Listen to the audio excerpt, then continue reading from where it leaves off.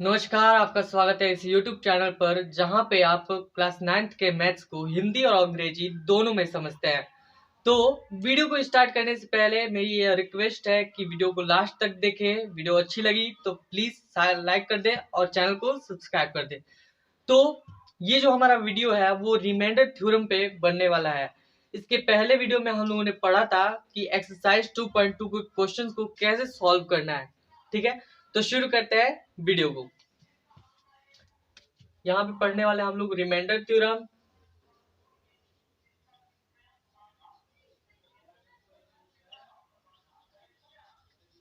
Remainder theorem यानी शेषफल प्रमेय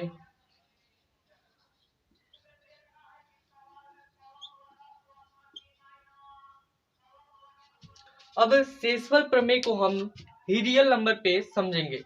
कैसे? अगर कोई बड़ा नंबर छोटे नंबर से डिवाइड किया जाता है तो कैसे उस चीज को रिमाइंडर थ्योरम फॉर्मूले पे रख के बिठा सकता है। जैसे अगर मैं 15 को डिवाइड करूं 6 से तो ये जगह 2 भागफल, ये जगह 12 और घटाने पे आ जाएगा 3 जो कि हो जाएगा शेषफल। यानी शेषफल को इंग्लिश में रिमाइंडर कहते हैं आर, और इसको कहते हैं भागफल यानी कोशेंट, और इसे कहते हैं भाजक यानी डिवाइजर डी। अब इस चीज को हम लोग फॉर्मूले पे कैसे रखेंगे? ये था 15 और सॉरी ये भाज्य होता है। अब इस 15 को लिख सकते हैं हम लोग 6 गुणे 2 प्लस 3 यानी शेषफल। इसलिए क्योंकि ये बैठ रहा है, 15 भाज्य है और इसको 6 to the 12 प्लस 3, ये भी 15 ये भी 15, यानी शेषफल प्रमेय के अनुसार किसी बड़े नंबर को छोटे नंबर से डिवाइड करने पे जो भागफल और भाज्य भाजक और शेषफल आता है उसको इस फॉर्मूले से हम लोग बैठा सकते हैं। यहाँ पे 15 क्या था? डिवाइजर था, सॉरी 15 था आपका डिविडेंड, और ये 6 क्या था? आपका डिवाइजर था।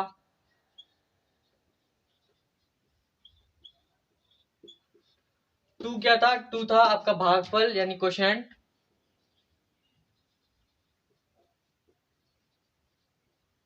प्लस ये जो शेषफल था 3 रिमाइंडर।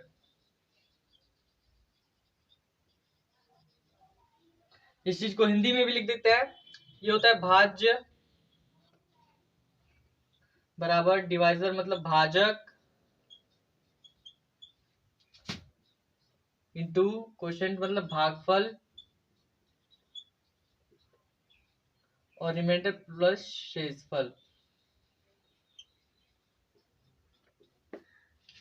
ठीक है, यहाँ पे अब रिमाइंडर थ्योरम के बेसिस पे हम लोग दो चीजों को और एक्सप्लेन करने वाले हैं। देखिए क्या।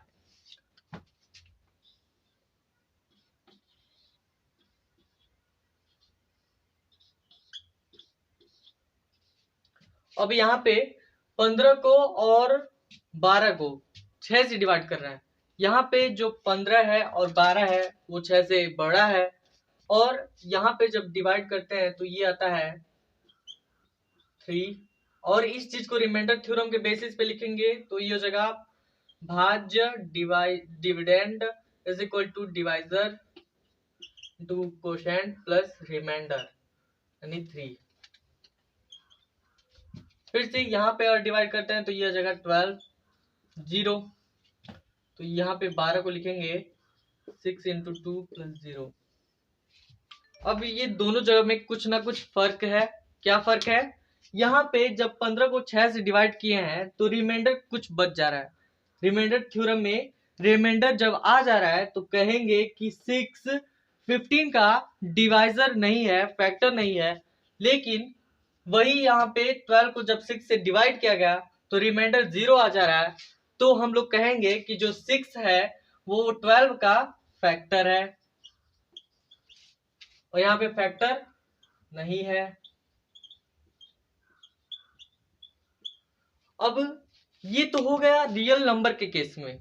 इसी चीज को, इसी रिमाइंडर थ्योरम को, शेषफल प्रमेय को पढ़ना है अलजेब्रा में, बीजगणित में, और वहां पे दो पॉलिनोमियल को एक दूसरे से डिवाइड करके शेषफल प्रमेय से पता करेंगे कि क्या पहला वाला पॉलिनोमियल दूसरे वाले का डिवाइजर यानी फैक्टर है या फिर नहीं है। तो चलिए वहां देखते हैं। चलिए अब रिमाइंडर थ्योरम को हम लोग यहाँ पे लिख के समझेंगे और उसका यूज भी समझेंगे। देखिए रिमाइंडर थ्योरम कह रहा है let px be any polynomial of degree greater than or equal to 1। मतलब मान लेते हैं कोई ऐसा पॉलिनोमियल px हो जिसकी जो डिग्री हो, घात हो, वो 1 हो या फिर 1 से एक्स्ट्रा हो, अधिक हो। And let a be any real number, और मान लेते हैं कि a कोई वास्तविक संख्या है। if px is divided by the linear polynomial x minus a, यानी अगर उस px पॉलिनोमियल को रैखिक बहुपद x माइनस ए से डिवाइड किया जा रहा है, तो उस कंडीशन में द रिमाइंडर इज पीए। उस कंडीशन में जो रिमाइंडर होगा, जो शेषफल होगा, वो पीए होगा। पीए का मतलब कि ए पर पॉलिनोमियल का मान। अब इस चीज को एक एग्जांपल से समझते हैं। जैसे पहले हम लोग किसी रियल नंबर को रियल नंबर से, छोटे रियल नंबर से डिवाइड कर रहे थे, तो उस कंडीशन में कुछ रिमाइंडर आ रहा था, ठीक है। वैसे ही यहाँ पे x माइनस ए से किसी पॉलिनोमियल को डिवाइड करेंगे तो रिमाइंडर आएगा, और उस चीज को हम लोग रिमाइंडर थ्योरम के बेस पे उस फॉर्मूले पे रखेंगे और फिर से वेरीफाई करेंगे कि पी ए जो है वो रिमाइंडर के ऊपर बैठ रहा है कि नहीं। मतलब पी ए जो रिमाइंडर आ रहा है वो लॉन्ग डिवीजन वाले रिमाइंडर के बराबर है कि नहीं है।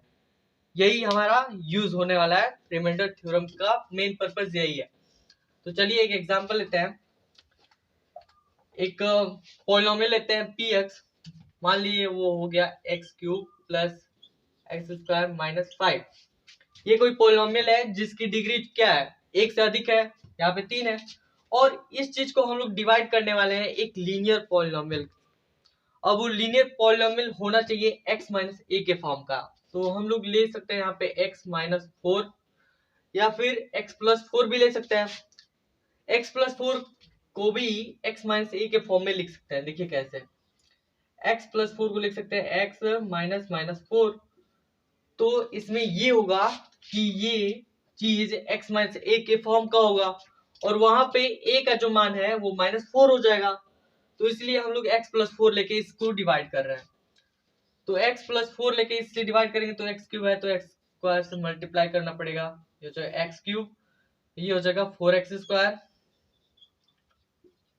अब दोनों को घटा देंगे, ये कैंसिल आउट, और ये हो जाएगा -3x स्क्वायर माइनस 5। फिर से x में -3x से मल्टीप्लाई करेंगे तो ये हो जाएगा -3x स्क्वायर और -12x। तो ये हो जाएगा प्लस प्लस कैंसिल आउट, ये हो जाएगा 12x माइनस 5। फिर से +12 से मल्टीप्लाई करेंगे तो ये हो जाएगा 12x और 12 4 जा 48, ठीक है। फिर से ये घट जाएगा, ये कट गया, फिर ये हो जाएगा 53 और ये आ जाएगा आपका शेष। अब इस चीज को अगर रिमाइंडर थ्योरम के बेस पे लिखना है तो हम लिखेंगे x cube plus x square minus 5, मतलब dividend is equal to divisor. Divisor क्या है, x plus 4 into quotient. Quotient है x square minus 3x plus 12 और रिमाइंडर आ रहा है -53। तो जब इस पॉलिनोमियल को हम लोग एक लीनियर पॉलिनोमियल x प्लस 4 से डिवाइड कर रहे हैं तो कोशेंट इतना आ रहा है और जो रिमाइंडर है वो -53 आ रहा है।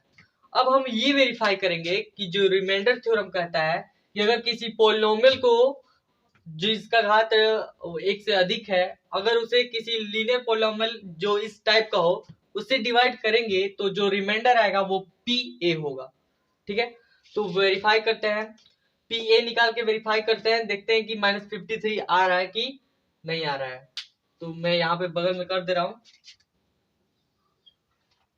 यहाँ पे p -1 सॉरी p a का मान यहाँ पे क्या है -4 है, तो p -4 निकालेंगे।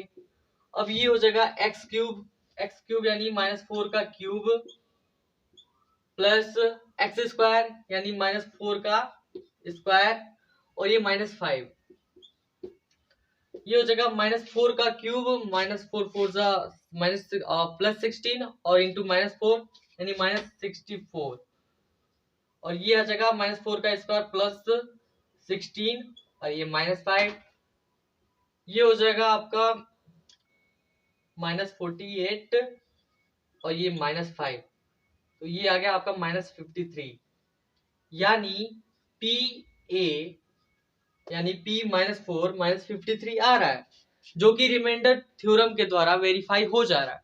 हम लोगों ने जब लॉन्ग डिवीजन से रिमाइंडर निकाला था तो -53 आ रहा था, और जब डायरेक्टली इस थ्योरम का यूज कर रहा है तो pa निकालने पर यानी p -4 निकालने पे ये -53 आ जा रहा है। इसका मतलब रिमाइंडर थ्योरम यहाँ पे वेरीफाई हो गया।